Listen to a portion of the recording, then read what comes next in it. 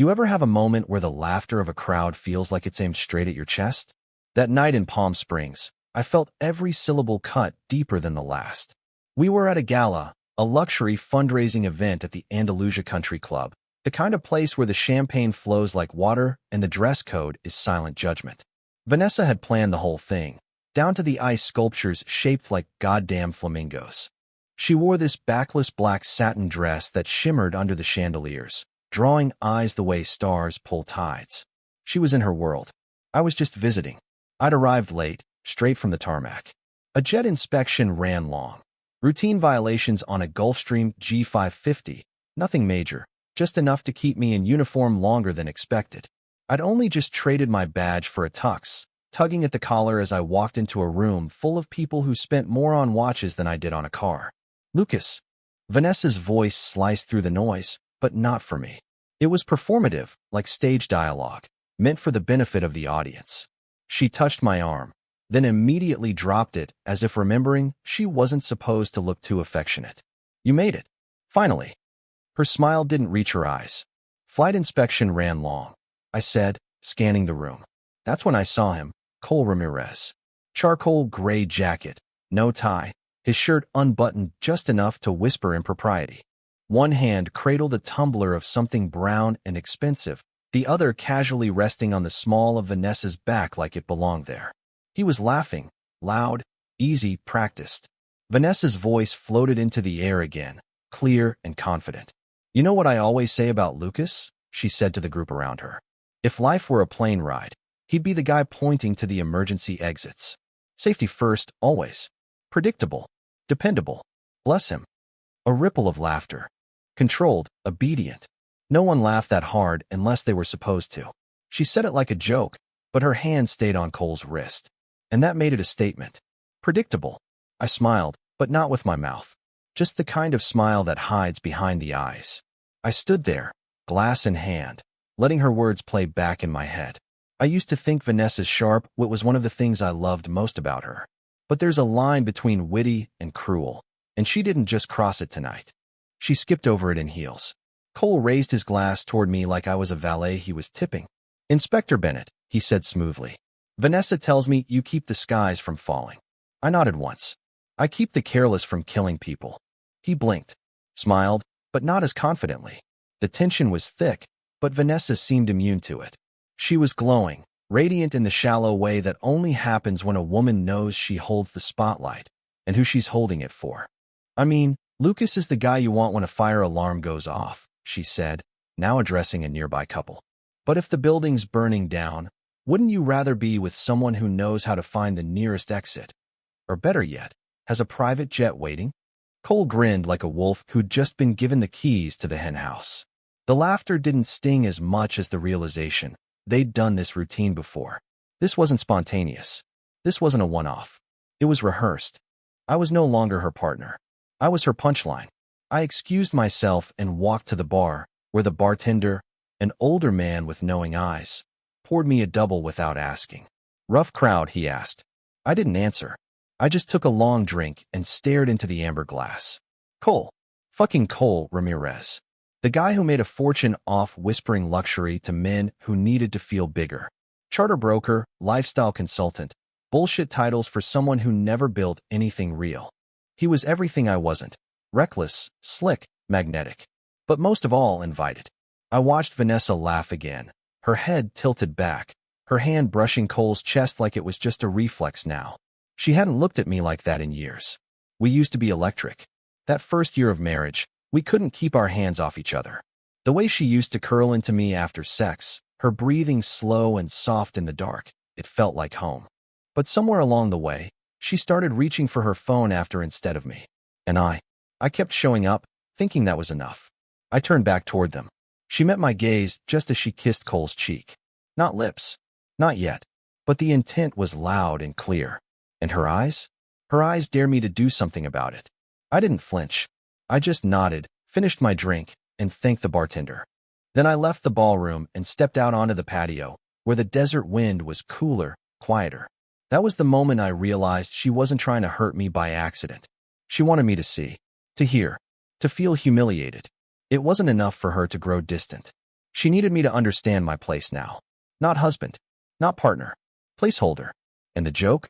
The joke landed exactly the way she wanted it to. When I was younger, I thought people who stayed calm in a crisis were the strongest ones in the room. I still believe that. Most days, my job as a senior civil aviation safety inspector is uneventful, intentionally so. People only notice planes when something goes wrong. My work is about making sure that never happens. It's about hidden safeguards, redundant systems, and protocols no one celebrates until they save a life. I don't wear a cape. I wear a badge and carry a tablet. And I've spent 20 years making sure that when people kiss their loved ones goodbye at the gate, they see them again on the other side. Every bolt I check, every turbine I inspect, every pilot interview I conduct, every protocol I enforce. It's invisible work until it isn't. Marriage, I thought, worked the same way. I used to think love was about quiet, consistent effort. Not grand gestures, not fireworks, just showing up. Fixing things before they broke. Being steady, reliable, safe. But lately, it feels like reliability became a liability. Vanessa used to love that I was solid. Grounded. My anchor, she once called me. I remember the way she said it that night in Positano, after too much wine and not enough dinner. We were tangled in hotel sheets, half naked, half drunk, and wholly in love. Now when she says I'm steady, it's with an edge, like it's a flaw, like I've stopped surprising her. But what surprises her, really? She plans $10,000 events for billionaires. Her life is scented candles and mood lighting, guest lists and imported linens. She curates perfection for a living. And me? I inspect bolts and interview stressed-out flight crews. No one's handing me a flute of Veuve Clicquot when I find a hairline crack in a rudder actuator. My victories are silent. She used to ask about my work. What's the most dangerous thing you've ever stopped before it happened? I try to explain, like the time I caught a falsified logbook entry that saved a plane from a catastrophic failure over open water. But she'd blink at me, smile politely, then change the subject to something more relatable, like what the chef served at the Four Seasons opening party. After a while, I stopped trying. I started listening more. About her clients, her venues, her designer drama. I smiled in the right places. I held her when she came home exhausted. I poured the wine, asked about her day, told her she looked beautiful even when I wasn't sure she was trying. It wasn't a performance. It was love, the quiet kind. But she stopped seeing it. I remember one night last spring. She was hosting a fundraiser at the Griffith Observatory. Big client. Celebrity chef. Custom fireworks timed to music. The works. I'd taken the day off just to be there. I put on a tailored suit and stood in the wings as she floated from donor to donor like she was born for it. She didn't introduce me to anyone. Not once. Eventually, I made my way to the balcony overlooking the city, holding a drink I didn't want, standing beside a couple from Napa who thought I worked security. Vanessa never looked for me that night. When we got home, she was buzzing, energized. She undressed in the bedroom without even realizing I'd gone to sleep an hour ago on the couch. And I remember lying there thinking, when did I become optional? At work, I never let systems fail quietly. But at home, I convinced myself that maybe silence was the sacrifice love required. I wonder if that's what she saw in Cole. Noise, disruption, the illusion of danger. Jet engines, champagne, adrenaline.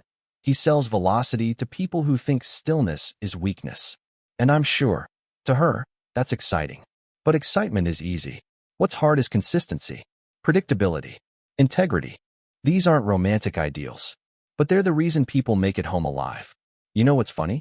Pilots don't resent the guy who points out a cracked heat exchanger. They thank him. The mechanic doesn't roll his eyes when I flag something invisible to most people.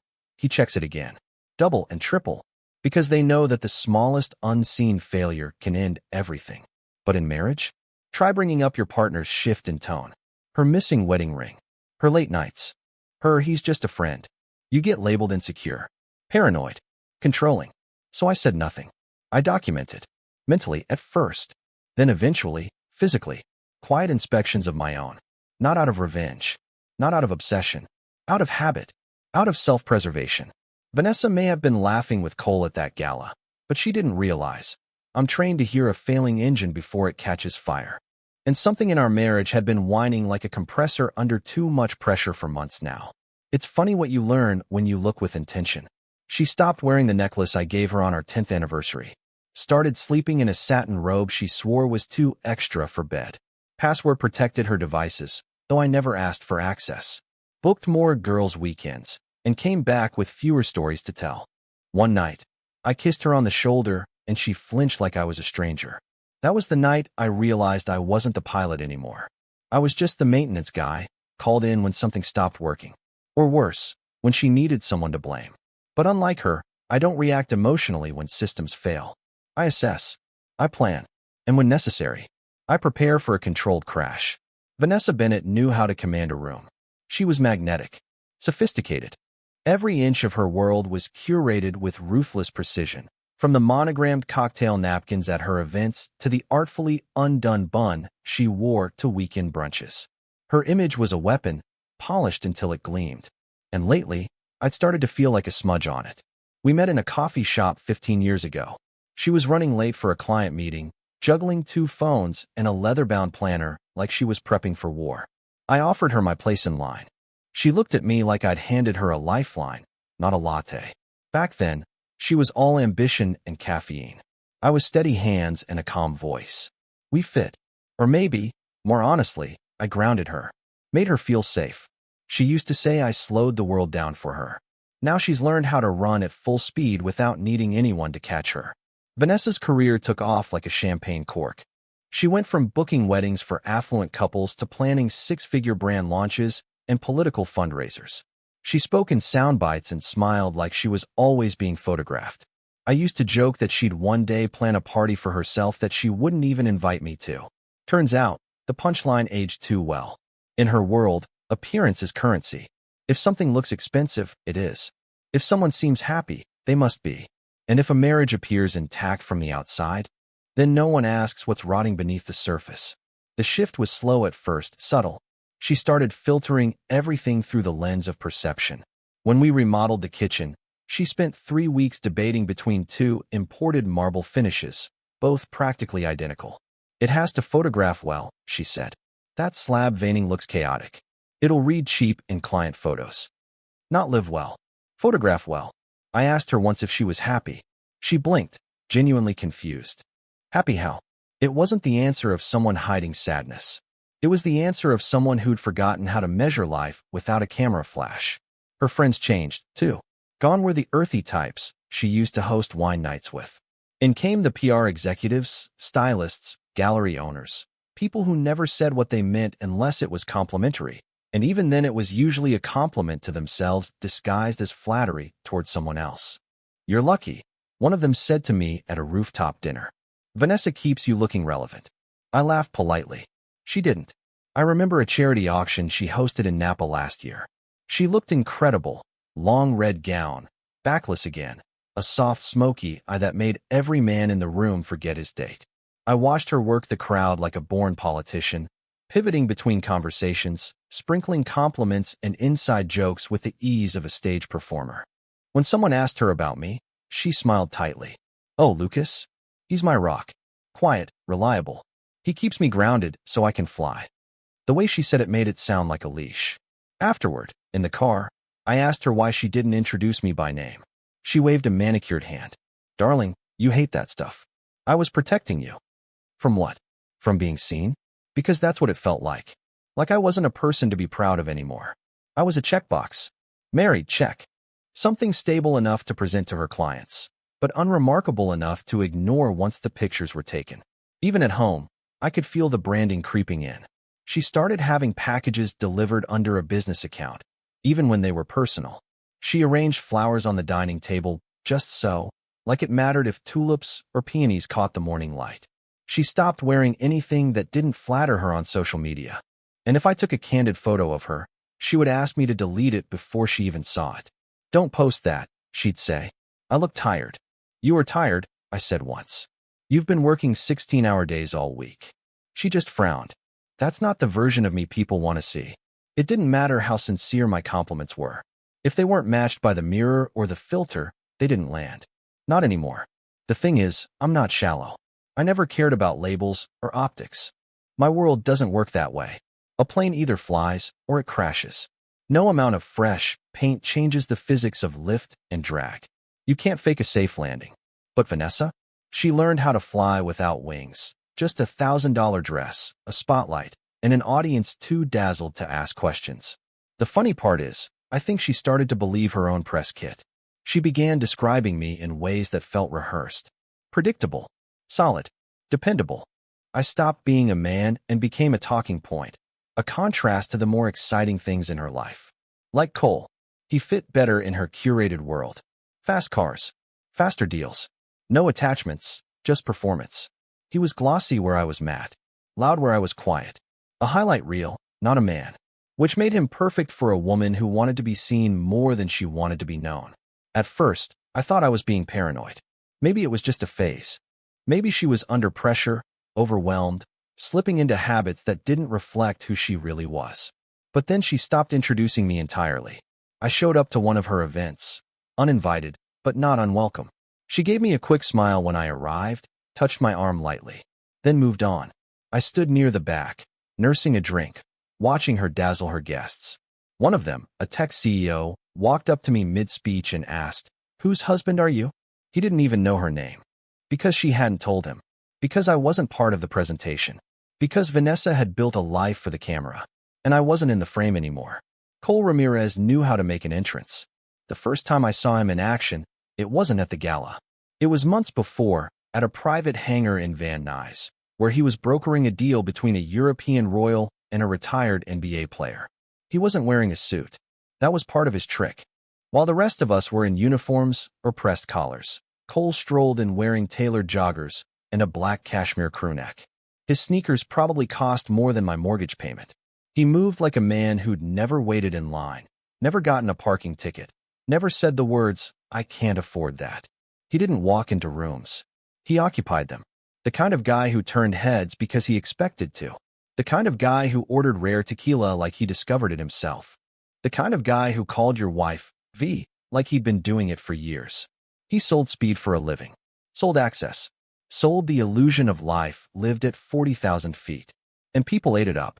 Private jet brokers are a strange breed. They live in the space between need and indulgence, convincing millionaires that they deserve convenience, not just desire it. Cole was one of the best. He didn't talk about what things cost. He talked about what they said. It's not about flying faster. I heard him tell a young crypto investor once. It's about never waiting for permission again. Vanessa introduced me to him at a holiday event she hosted for one of her biggest fashion clients. He reached for my hand with a grip that was all confidence, no respect. "Lucas," he said, like the name was unfamiliar to him even after months of flirting with my wife. "The man who makes the sky safe. And you're the man who sells shortcuts through it," I said. He grinned. "Only the best kind." It was a test. One of those subtle alpha contests men like him can't resist. But I wasn't there to fight. I just observed. That's what I do best. And Cole didn't notice, or didn't care, that I was studying him like a black box after a crash. He had all the hallmarks of someone used to getting away with things. Leaned too close when he talked. Brushed his hand against Vanessa's lower back when he laughed. Said things like, "We should all get drinks soon," but never followed up. He didn't talk to me. He talked at me. And Vanessa? She didn't flinch. She didn't pull away.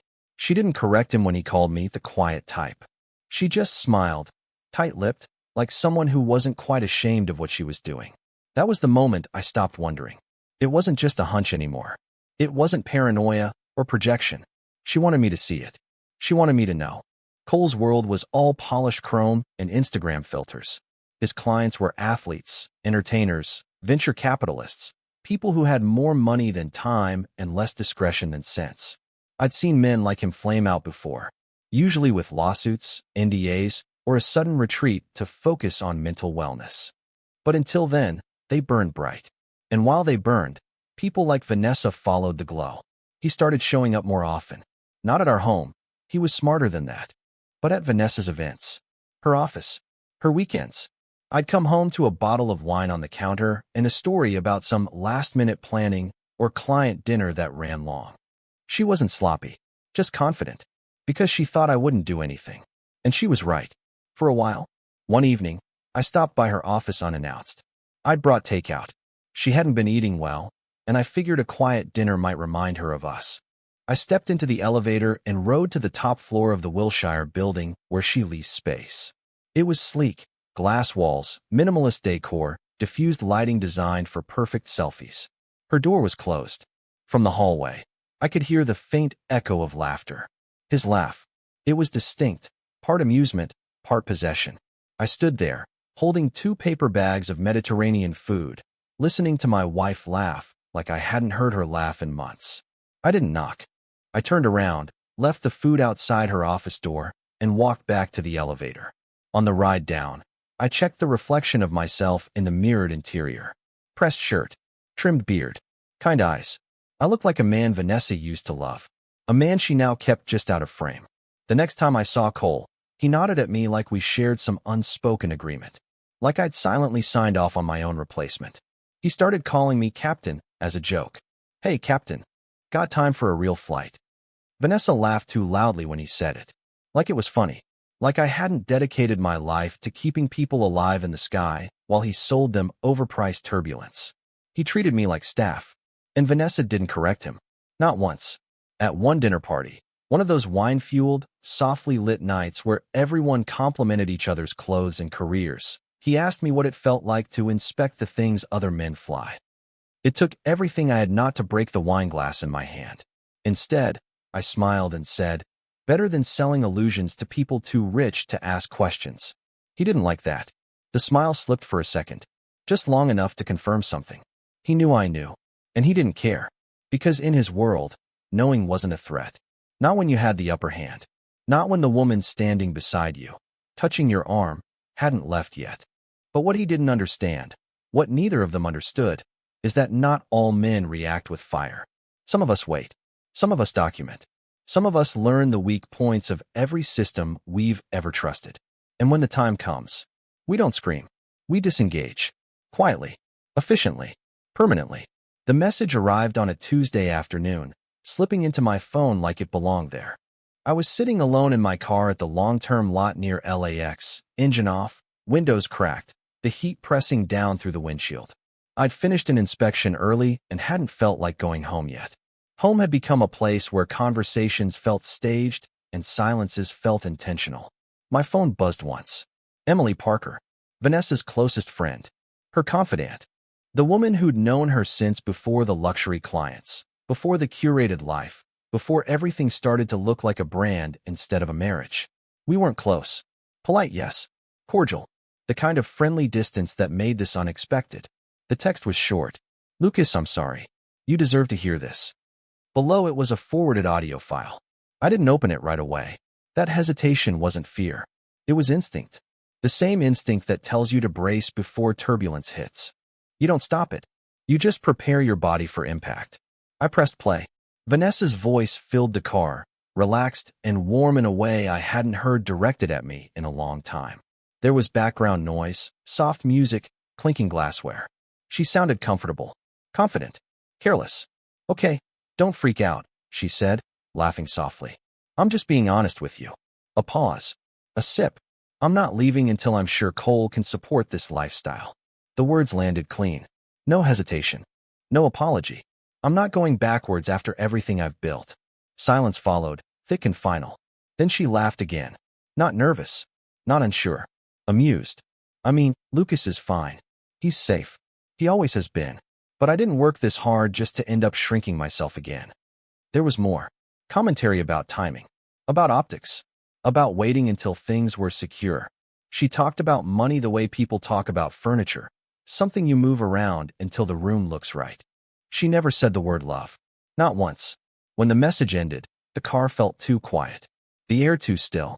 Like the moment after a sudden decompression, when your ears ring and your body hasn't caught up to what just happened. I replayed it. Once. Then again. Not because I didn't believe it, but because my brain needed confirmation that my heart had finally stopped making excuses. Vanessa wasn't confused. She wasn't lost. She was calculating. And Emily knew it. I could hear it in the tone of her voice on the message. How loose Vanessa sounded. How unguarded. This wasn't a woman torn between two lives. This was a woman negotiating an upgrade. I didn't feel anger. That surprised me. What I felt was clarity. The kind that snaps into place all at once, like a safety harness locking tight. The emotional attachment I'd been dragging behind me like extra baggage finally detached. Cleanly. Without drama. I sat there for a long time, staring at the steering wheel, letting the implications settle. The gala jokes. The public disrespect. Cole's hand on her back. Her confidence that I'd stay quiet. It all aligned now. Not as a betrayal discovered too late, but as a pattern finally exposed. My phone buzzed again. Another message from Emily. I listened to it twice before sending it. I kept hoping I misunderstood her. I didn't.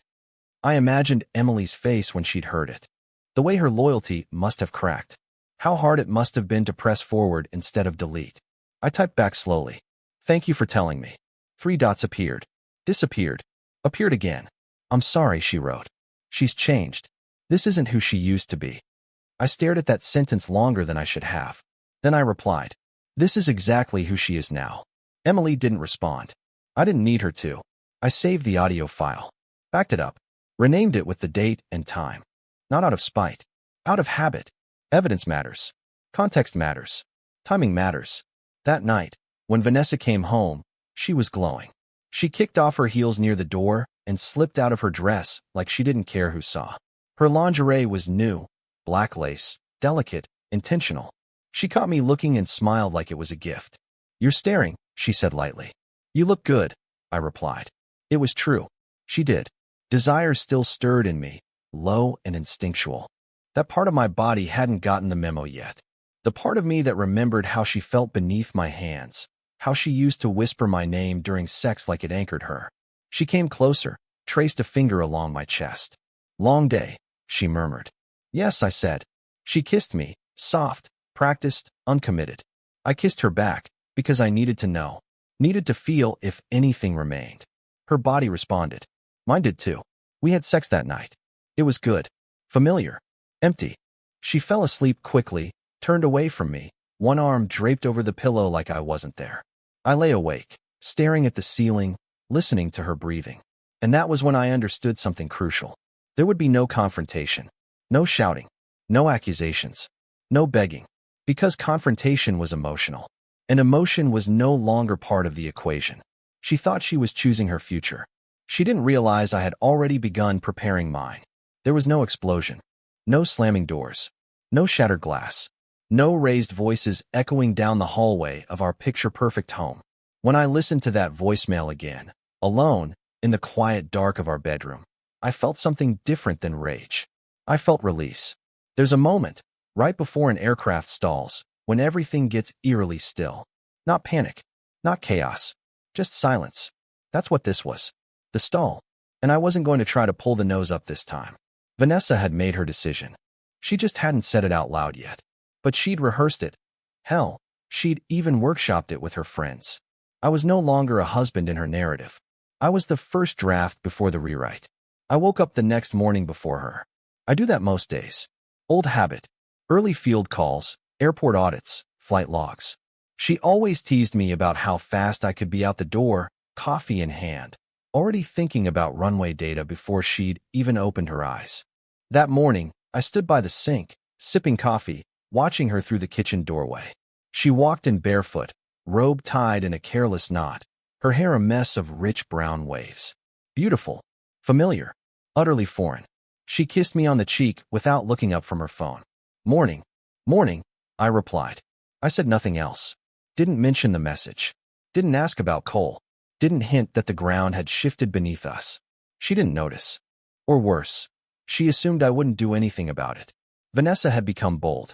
Not just with Cole, but with the idea of a world where I wasn't central anymore. She wore that confidence like a new coat. Expensive, tailored, seasonal. I watched her move around the kitchen like nothing had changed. But everything had. That night, after she fell asleep again, I lay in bed listening to the small sounds of our house. The hum of the refrigerator, the soft groan of old floorboards contracting with the cold.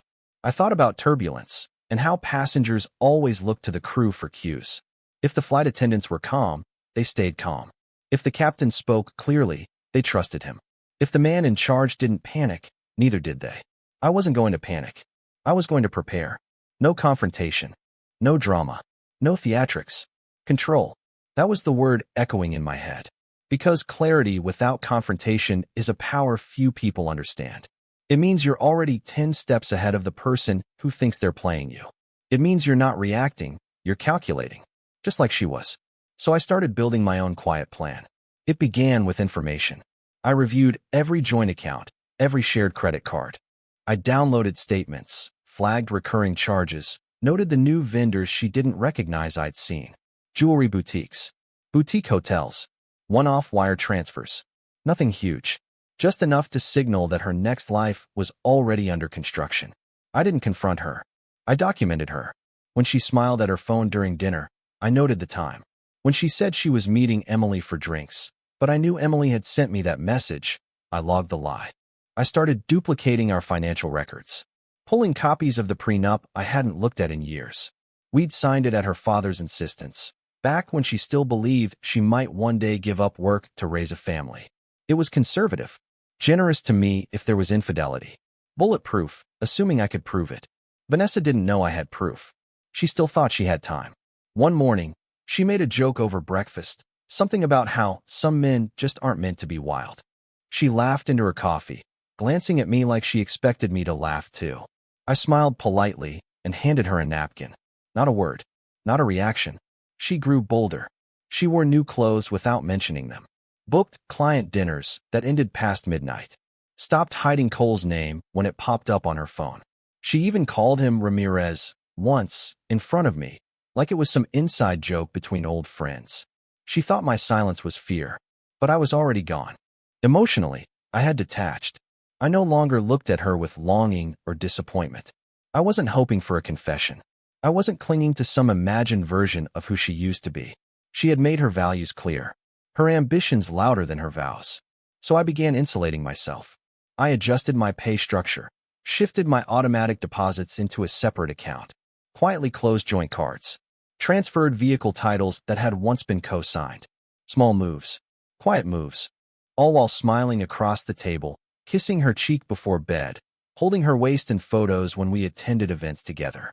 Clarity doesn't need to announce itself. It just moves in silence, like a system rerouting in the background. That weekend, I took a solo drive to San Diego under the guise of an industry conference. I didn't check into the hotel she thought I was staying at. Instead, I met with a friend, an estate planner I trusted. We talked for hours. About assets, liabilities, contingencies. I didn't tell him everything, but I gave him enough. He looked at me carefully over his coffee. "You're sure you want to go down this path?" I nodded. "I'm not reacting. I'm documenting." He smiled. "That's a first-class answer, Lucas." I returned home late Sunday night. Vanessa was already in bed. Her phone was charging face down, a silk eye mask on the pillow beside her. She stirred briefly as I changed in the bathroom. "How was it?" she mumbled. "Exactly what I expected," I said. She didn't ask for more.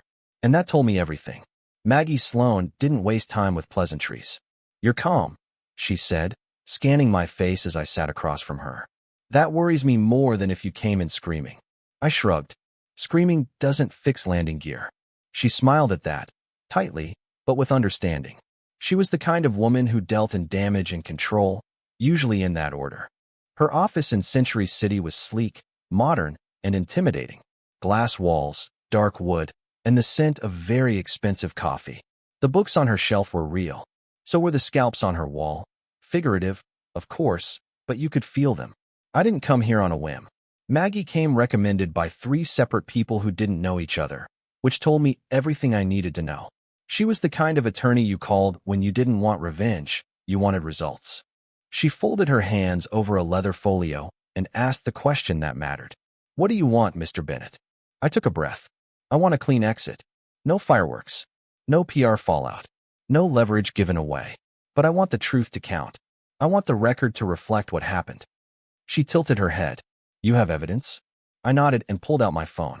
Within seconds, the voicemail from Vanessa, was playing over the quiet speakers of her office. Maggie's expression didn't change. She tapped one finger against the arm of her chair, just once, when Vanessa said, "I'm not going backwards after everything I've built." When it ended, she looked at me. Not shocked, just satisfied. "You didn't record her secretly?" She sent the message to Emily. Emily forwarded it to me. "Smart friend," Maggie said. I assume you've saved it in 3 different places? 4, I replied. She smiled wider now. Not because she liked what she heard, but because she saw what could be done with it. Does she know you have this?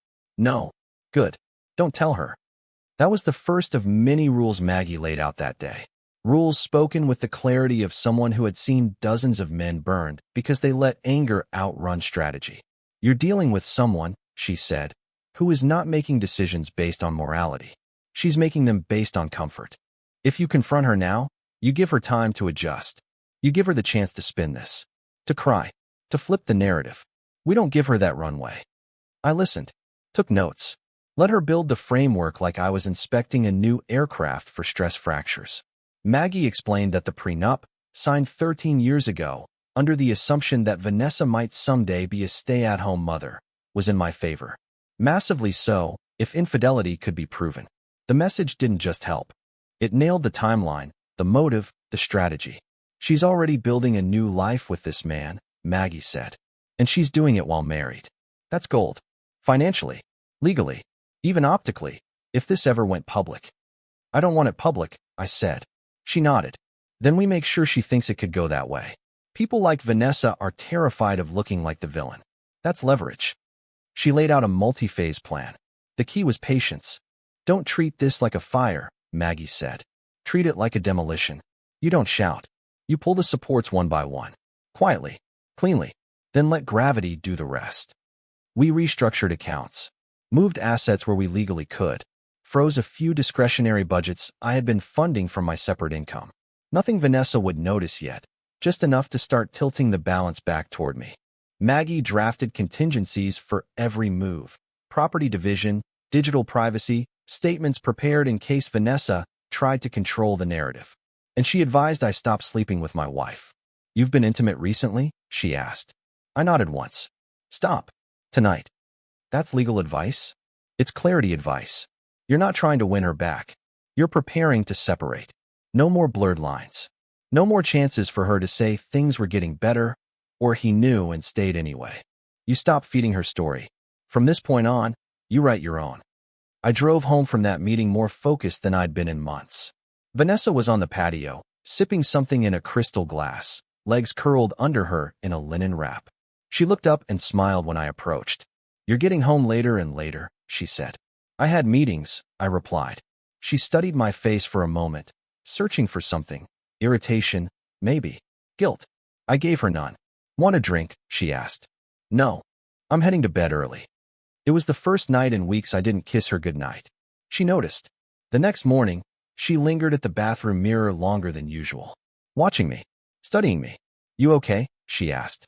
I'm fine, I said, brushing past her to grab my shirt. Just, you seem distant.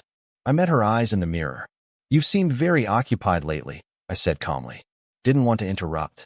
She didn't respond. Just blinked once. The first tiny crack. I left for work without another word. At the hangar, I ran through my usual inspection routine. Landing gear, fuselage, cabin systems. My hands were steady. My mind clear. It was in the small tasks, checking a hydraulic seal, signing off on fuel line tolerances, that I felt the power of Maggie's plan take root. I wasn't in a failing marriage anymore. I was in a calculated exit. No confrontation. No warning shots. Just silence. And strategy. And when the moment came, I would walk away without raising my voice. And leave the noise behind. Vanessa was glowing again. Not in the way she used to glow, back when her smile had weight behind it, when the shine in her eyes meant something real. This was different. A curated glow. She wore it like foundation. It wasn't happiness. It was confidence. Because she thought she was winning. In the weeks following my meeting with Maggie Sloan, I gave Vanessa exactly what she wanted, the illusion of control. She mistook my silence for surrender, my steady smile for softness, my calm for weakness. And I let her. I gave her room to breathe, to stretch, to make her boldest moves without fear of consequence. Because that's when people stop hiding the truth. Vanessa began to move money. Not directly. She wasn't that careless. But it showed in the patterns. Luxury purchases hitting our shared account, then reimbursed from one of her business cards. Deposits that didn't match any contract she'd mentioned. Withdrawals just below the bank's reporting threshold. I logged everything. She booked 2 weekend trips for work. Napa, then Scottsdale. I let her go, smiled at the airport, picked her up afterward with flowers. She looked at me with a flicker of suspicion the second time, but I played it perfectly. Missed you, I said. She kissed me softly, almost guilty. Almost. At night, she started sleeping with her phone under the pillow. I stopped asking questions. I stopped touching her at all. She didn't seem to mind. The performance was nearly flawless, on both sides. She played the part of the overworked, distracted wife. I played the predictable, safe husband who hadn't noticed he was being replaced. But behind the scenes, I was 6 steps ahead. Maggie called it the gathering phase. Let her act like nothing's changed, she told me. Let her incriminate herself with behavior, not just intent. It's not enough to suspect betrayal. You let her believe you still trust her, so when the walls fall, she has no idea how far the collapse goes. Emily, Vanessa's now estranged friend, had quietly gone dark. I hadn't heard from her since the forwarded voicemail, but I knew she'd started pulling away from Vanessa. No more brunches. No more tagged photos. No more love you, V comments under curated Instagram posts. Vanessa didn't mention it, but I could tell she noticed. She grew louder with her other friendships. Girls' nights, spa days, industry mixers, always dressed like she was trying to get noticed without looking like she was trying. She started saying things in passing. I think I need someone who can match me. Or, don't you ever wish we'd lived a little more wildly before settling down? I'd nod, sip my coffee, say something neutral. Safe. The word she kept circling. The one she'd weaponized. She didn't realize that in calling me safe, she was handing me the exact tool I needed to take her world apart. Safe people know how to plan. Safe people know how to document. Safe people know how to wait. And the longer she mistook my silence for ignorance, the more dangerous I became. She traveled again the following weekend, this time to Miami for a destination planning seminar. She left in a designer trench coat and nude heels, kissed me on the cheek like I was her father instead of her husband, and promised to call that night. She didn't. I didn't follow up, because I knew where she was. One of the credit cards, tied to her business account, pinged for a 2-night stay at the Seta. Cole had tagged the city on his stories that weekend, pretending it was work. A few sleuthing clicks confirmed it. Same rooftop view. Same champagne brand. Same sunset reflection in his sunglasses. I logged the timestamps. Took screenshots. Compiled a neat folder titled, Miami, Infidelity. She returned Sunday evening with sun-kissed skin and oversized sunglasses. I picked her up again, playing the loyal chauffeur. How was the seminar? I asked. She paused, just a second too long. Intense, she said. Long days. Learn anything useful? She smiled faintly. Mostly that I'm better than most of them. That part, I didn't doubt. She unpacked later while I cooked dinner. She left a receipt in the pocket of her silk trousers. A dinner for 2. Ocean view. No mention of business. I placed it on her nightstand.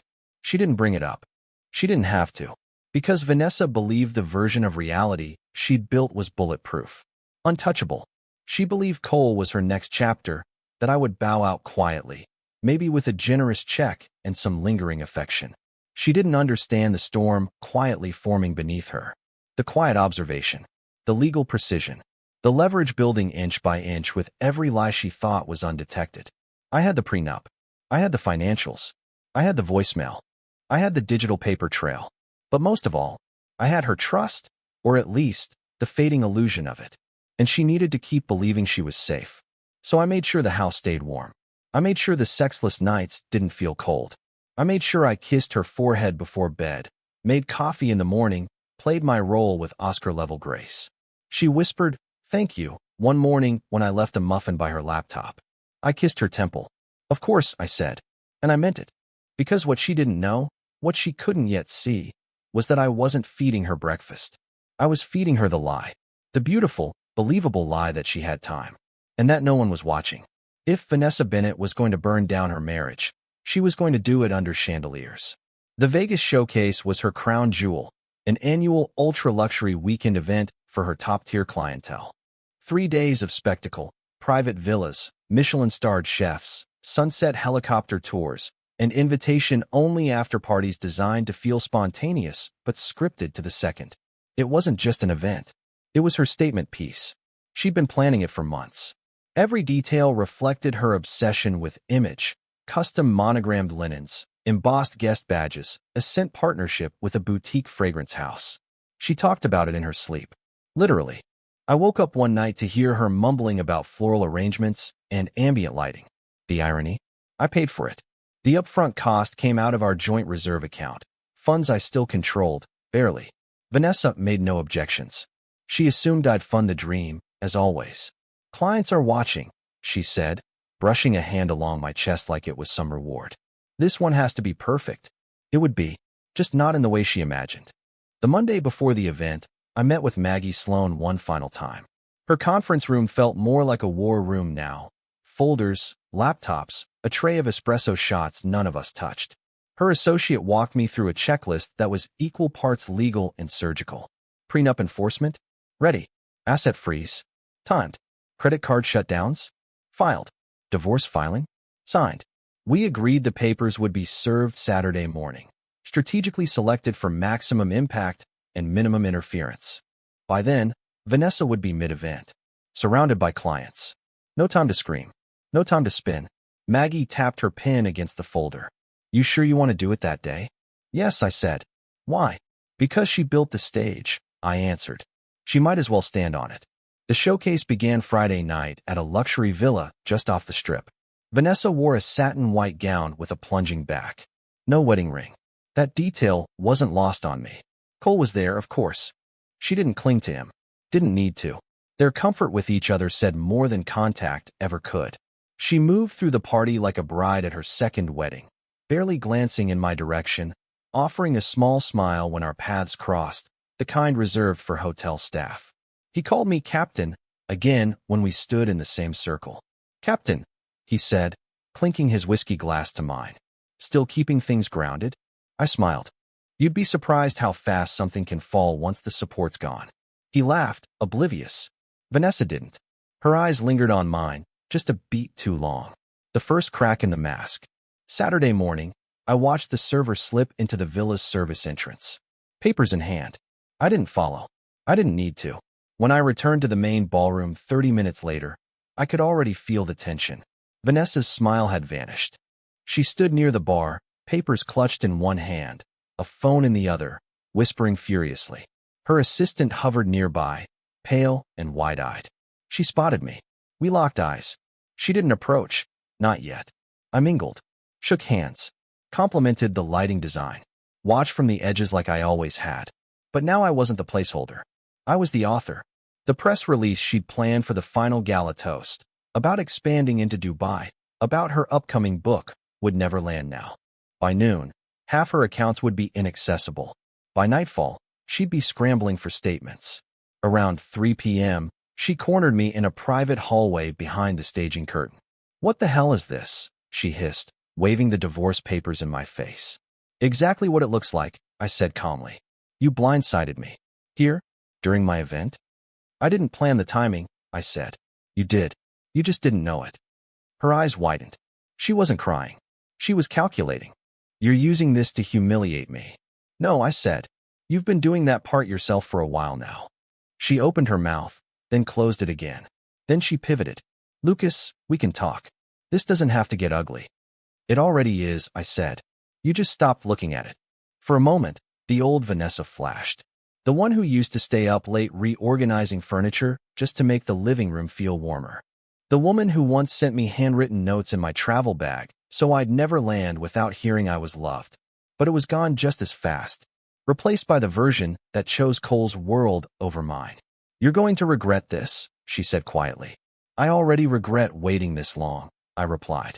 By that evening, the event began to tilt. Cole kept his distance now. Smart man. He sensed the fallout approaching and started untangling himself from the wreckage. The luxury guests noticed. People like them always notice when money gets uncomfortable. I watched Vanessa give her final toast in front of 200 guests. Champagne in hand. Voice steady. To growth, she said. To outgrowing small lives. Some clapped. Others just smiled politely. Then she glanced at me. For the first time in months, there was no arrogance in her eyes. There was fear, because she realized her audience had just become her witnesses, and her husband was no longer standing beside her. The ballroom shimmered like a mirage, glass chandeliers casting light across polished floors, the soft clink of crystal and curated jazz notes drifting through the air like smoke. Vanessa had spared no detail. The final night of her Vegas showcase was supposed to be a crescendo. Instead, it became the reckoning. She floated between guests like a hostess in a dream, smiling too wide, sipping champagne too fast. She wore a black satin gown, low-cut and high-slit, a statement of power and seduction in one. But her eyes darted, searching, bracing, waiting for the fallout to start. I gave it time. Let the room breathe. Let her believe, just for an hour, that maybe she could still salvage the show. Maybe she could outmaneuver the optics. Then, when the last dessert tray rolled out, I stepped forward. Calm, measured, the way I would after a near miss in the sky. Clear cockpit voice. Hands steady. A few heads turned as I approached the stage. She saw me. A flash of panic lit behind her eyes. I held a glass of champagne I hadn't touched. Mind if I say a few words? I asked the mic tech beside the DJ. He looked at Vanessa. She hesitated, then nodded.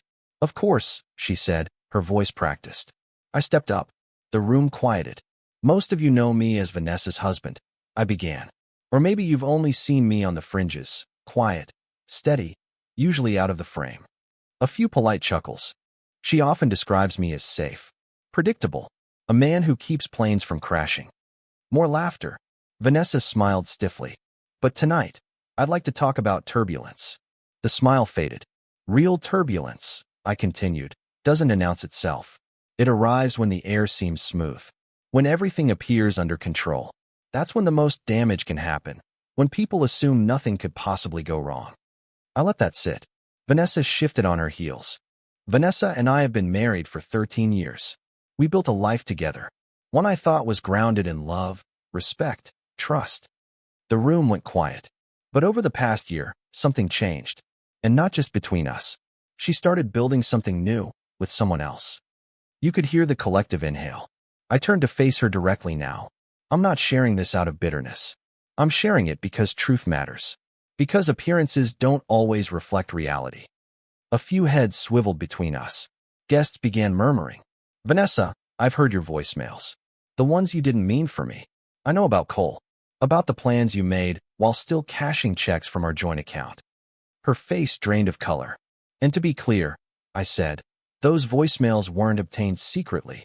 They were forwarded to me by someone who finally realized that what you were doing wasn't brave, it was selfish. She opened her mouth, but no sound came. I wasn't finished. I've also seen the money trail, the redirected funds, the secret bookings, the dinners that weren't for clients.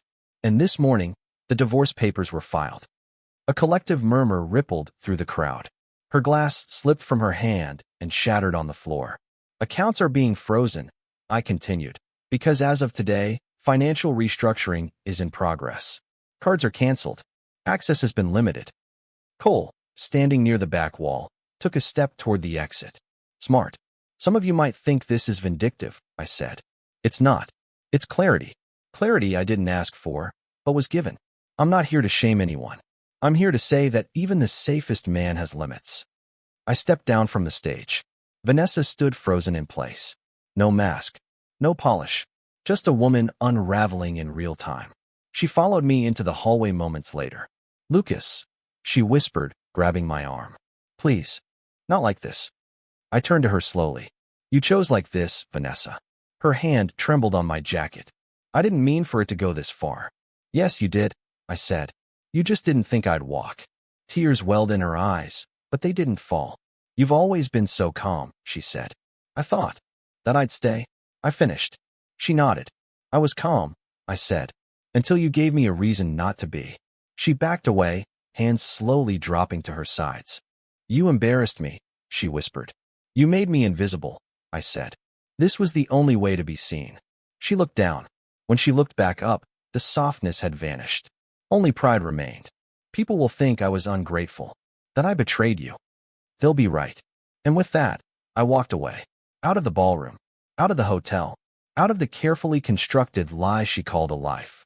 Outside, the Vegas Strip pulsed with neon indifference. Tourists laughed. Cars honked. The city kept spinning like it always did, untouched by broken hearts and courtroom filings. I didn't feel rage. I didn't feel relief. I felt clarity. The kind that comes when you finally stop trying to fix a system that was never meant to fly. The air in Sedona smells different. Cleaner. Lighter. Like the sky here isn't competing with anyone. When I first arrived, I rented a small adobe-style house tucked between the red rocks and silence. It wasn't much, one bedroom, open windows, no high-end appliances or curated accents. But the silence? The stillness? That was the real luxury. A month had passed since the Vegas showcase. Since Vanessa's empire cracked in front of a room full of people who'd once admired her. I hadn't spoken to her since the night she grabbed my arm in the hallway and tried to convince me not to let the truth define her. But the truth has gravity. Eventually, everything falls toward it. The divorce moved quickly. Maggie saw to that. The prenup held like steel. Vanessa's infidelity, backed by digital receipts, voice memos, and travel logs, triggered clauses she must have forgotten existed. She tried to push back through her lawyer, claimed emotional abandonment, that I'd checked out of the marriage long before Cole showed up. It didn't stick. Judges aren't impressed by curated sadness. The accounts she used to manage were frozen, restructured, or dissolved. She kept her personal business accounts, of course. The law wasn't cruel, just fair. But the house? The investments? The savings? I walked away with more than I came in with. Not just money. Dignity. Clarity. Freedom. Cole didn't last long. I didn't need a PI to confirm that. Word traveled through the social ecosystem Vanessa had once ruled. It fizzled. He couldn't handle her stress. They were better as a fling. No one said it out loud, but they all knew. He wasn't a future. He was an exit fantasy. And when the fantasy ended, so did the relationship. Emily vanished from Vanessa's circle too. She didn't message me again, but I didn't expect her to. She'd done what she needed to. She gave me the truth when I needed it most. And for that, I'd always be grateful. Vanessa tried to rewrite the story. Photos disappeared. Bios updated. She returned to introducing herself as Vanessa, without the Bennett. Her social pages pivoted towards self-care, resilience, empowerment. Cryptic quotes about new chapters. People commented with heart emojis and fire symbols. But the ones who mattered? They remembered what really happened. I received one last email from her a week after the divorce was finalized. It was short. Lucas, I've had time to think. Maybe not enough. But I wanted to say I'm sorry for how it ended. I convinced myself I was evolving, but I was just escaping. You didn't deserve how I treated you. I hope you find something better. V. I didn't respond. Not because I hated her. Because I'd already moved on. I've taken up hiking. Not for exercise, but for the quiet. I track trails like I once tracked stress fractures in aircraft fuselages, looking for fault lines, but enjoying the view more than I used to. I read more. Drink slower. Sleep through the night. Sometimes, I think about the man I was at that Palm Springs gala. Standing there, drink in hand, listening to my wife mock me for being safe, while her lover smirked at my shoes. I don't pity him. He needed that moment. He needed to be broken in public to finally see that his worth wasn't in his predictability, but in his refusal to explode. Some men yell. Some chase. Some beg. But men like me? We observe. We plan. We remove support and let the structure collapse on its own. That doesn't make us weak. It makes us dangerous and free.